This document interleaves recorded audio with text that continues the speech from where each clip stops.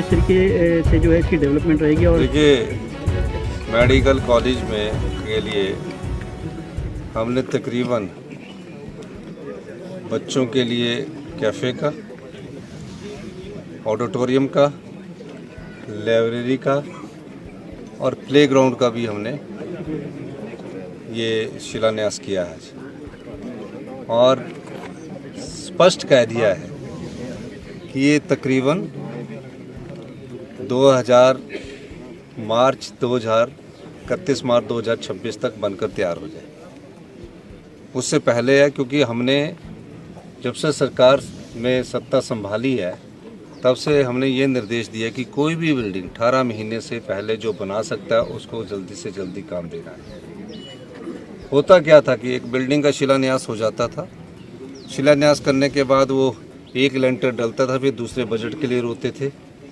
हमने जो भी शिलान्यास किए उसमें शिलान्यास में पहले बजट का प्रावधान किया और आपने देखना कि एक महीने के अंदर ये काम पूरा युद्ध स्तर पर शुरू हो जाएगा। आज हमने उसका शिलान्यास किया है और ये जो मेडिकल कॉलेज है ये बेस्ट मेडिकल कॉलेज है और हम सारे मेडिकल कॉलेज में मैं खुद अभी मीटिंगें लेने जाऊंगा, चाहे वो टांडा है, आईजीएमसी है, नेर चौक है, नाहन है, और सब प्रकार की समस्याओं का समाधान करने की हम कोशिश कर रहे हैं। कल जो मैंने मीटिंग ली है मेडिकल कॉलेज से संबंधित, जो डॉक्टरों की कमी थी, मैंने पूछा कि डॉक्टर पेशेंट रेशो कितना होना चाहिए, स्टाफ नर्स और पेशेंट का रेशो कितना होना चाहिए।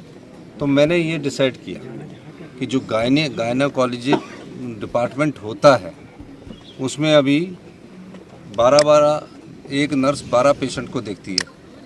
हम उतनी पोस्टें सेंक्शन करेंगे कि एक नर्स जब वो बच्चा पैदा हो जाता है तो 4 पेशेंट को देखे। ये सारे मेडिकल कॉलेज के लिए मैंने कल नॉर्म्स बना दिया कि सिर्फ 4 ही पेशेंट को देखेगी, जो बच्चा और जच्चा दोनों को और उनकी माता को 4 देखेगी। और अब भी कई डॉक्टरों की पोस्टें मैंने मेडिकल कॉलेज के लिए शुरू की है और पीजी क्लासेस स्टार्ट करने के भी दिशा निर्देश दिए।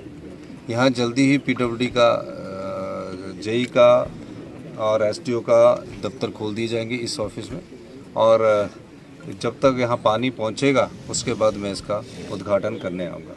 ये मेडिकल कॉलेज कई नेता बार बार बोलते हैं, अब झूठ भी तो इतना ज़्यादा बोलते हैं कि सच पता ही नहीं लगता कि कहाँ छुप जाता है। ये 4 मार्च 2014 की नोटिफिकेशन है। नोटिफिकेशन की कॉपी हम आपको सबको दे देते हैं और जो लोग पूछते हैं तो उनको नोटिफिकेशन जरूर दिखा दे करें। उस समय 189 करोड़ था।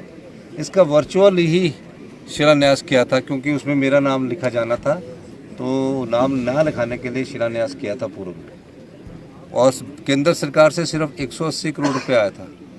हम इस कॉलेज में, मेडिकल कॉलेज में 180 उनसे आया, हमने कम से कम इस मेडिकल कॉलेज में 240 करोड़ रुपया अभी तक खर्च कर दिया है और ये जो काम चल रही है ये आगे चल रहे हैं। और पहला राज्य का कैंसर इंस्टीट्यूट जो वर्ल्ड क्लास टेक्नोलॉजी से भरपूर होगा, वर्ल्ड क्लास टेक्नोलॉजी का हम इस्तेमाल करेंगे। हमने वो कैंसर के संदर्भ में एक हाई लेवल की कमेटी भी बनाई है जिसमें पूरे इंडिया के जो वर्ल्ड क्लास के कैंसर के डॉक्टर हैं उसके मेंबर हैं और हमारी उसके साथ मीटिंग भी हुई है। उसका भी जल्दी ही हम शिलान्यास करेंगे क्योंकि अभी उसकी फॉरेस्ट क्लियरेंस नहीं हुई है और फॉरेस्ट क्लियरेंस होने के बाद हम उसमें भी आगे बढ़ेंगे। ये धीरे धीरे ये एक संस्थान और टांडा का संस्थान, आईजीएमसी का संस्थान, इन सब मेडिकल कॉलेज में आने वाले समय में आप परिवर्तन देखेंगे।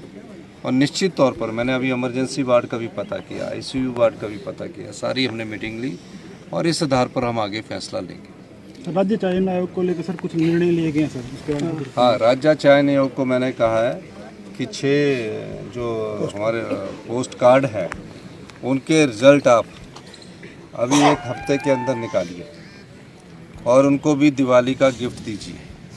और जो राज्य चयन आयोग में हमने जो जिन पोस्ट कार्डों की बात की है उन पोस्ट कार्डों में 903 पोस्ट कार्ड, इसमें 82 पोस्ट्स हैं, 939 पोस्ट कार्ड, इसके 295 पोस्ट है और 982, 992, 994, 997 इन पोस्ट कार्ड के रिजल्ट तुरंत प्रभाव से निकालने के लिए मैंने आज राज्य चयन के सेक्रेटरी को दिशा निर्देश दिए हैं।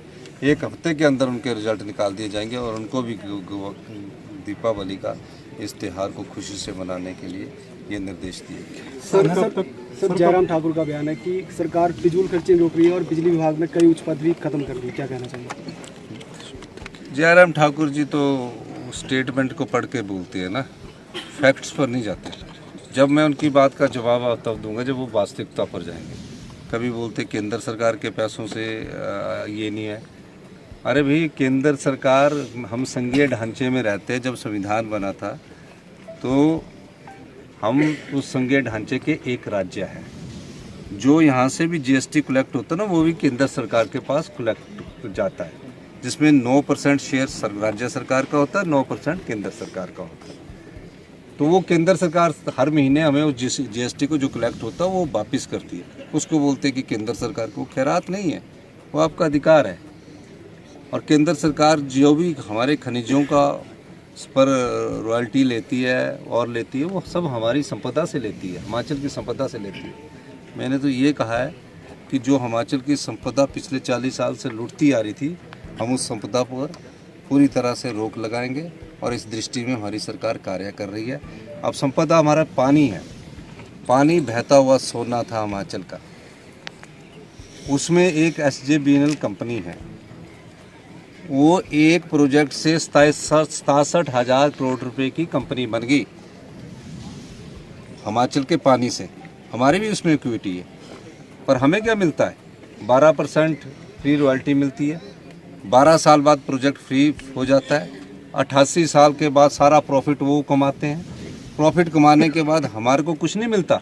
हमने नीतिगत परिवर्तन किया कि हमारे जिसने भी पावर प्रोजेक्ट लेने हैं, चाहे वो सुन्नी है, चाहे वो लूरी है, चाहे वो धौलासिद्ध है, हम 12% फ्री रॉयल्टी के अलावा चाहते हैं कि 12 साल में 12% मिले, 12 से 30 साल में 18% मिले, 30 से 40 साल में 30% मिले और 40 साल बाद प्रोजेक्ट वापिस आए। जयराम ठाकुर जी जो ये बात कह रहे हैं कि संपदा को लुटाया तो आपने, धौलासिद्ध में 12% ली। मैं तो उसकी लड़ाई लड़ रहा हूँ। मैं कह रहा हूँ कि धौलासिद्ध, सुन्नी, लूरी, कुठेड़ जो हमारा है NTPC को दिया, 12% पर का बात बनने वाली नहीं है। हम सत्ता में आए हैं, हिमाचल के अधिकारों की रक्षा करने के लिए आए हैं, हिमाचल की संपदा को लुटाने नहीं आए। अगर वो 12, 18, 30 और 40 साल में हिमाचल प्रदेश को प्रोजेक्ट वापस नहीं करते, हमारी सरकार जो काम चले है उनको टेक ओवर करेगी। ये हमने दृढ़ निश्चय कर रखा है। इन्होंने तो लुटाया। इन्होंने क्या किया? यही सुन्नी लूरी को बोल दिया कि ज़िंदगी भर तुम्हारे आपके पास रहेंगे, 12% मिलता रहेगा, 88% हम प्रॉफिट लेंगे जब वो फ्री हो जाएंगे। ऐसा तो नहीं मैं करने दूंगा जब तक हमारी सरकार है। हम सत्ता में बार बार कहा है, हम सत्ता में सत्ता सुख के लिए नहीं आए हैं, हम व्यवस्था परिवर्तन के लिए आए हैं। तो ये व्यवस्था परिवर्तन जो हम करने जा रहे हैं वो प्रदेश हित में करने जा रहे हैं। प्रदेश के अधिकारों को लुटाने का दायित्व अगर किसी सरकार ने किया है तो वो जयराम ठाकुर जी की सरकार। आज शिक्षा की गुणवत्ता में हम 21वें स्थान पर पहुंच गए हैं।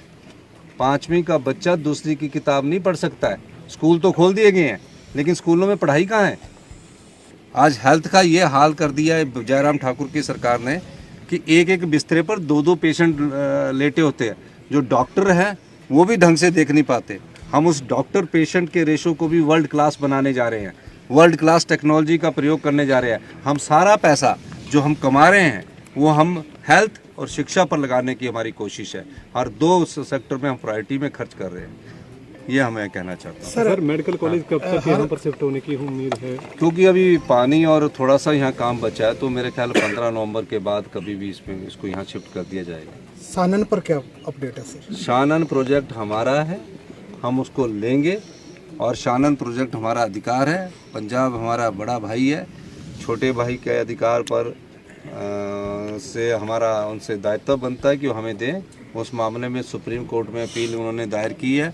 सुप्रीम कोर्ट में हमने देश के नामी गामी वकील कपिल सिब्बल जी को वहाँ खड़ा किया कि ये हमारा अधिकार है। शानन के अलावा भी और भी जो अधिकार है वो लड़ाई लड़ेंगे। हमारा दायित्व आप हिमाचल की जनता की संपदा को जनता को सौंपना है, ये हमारा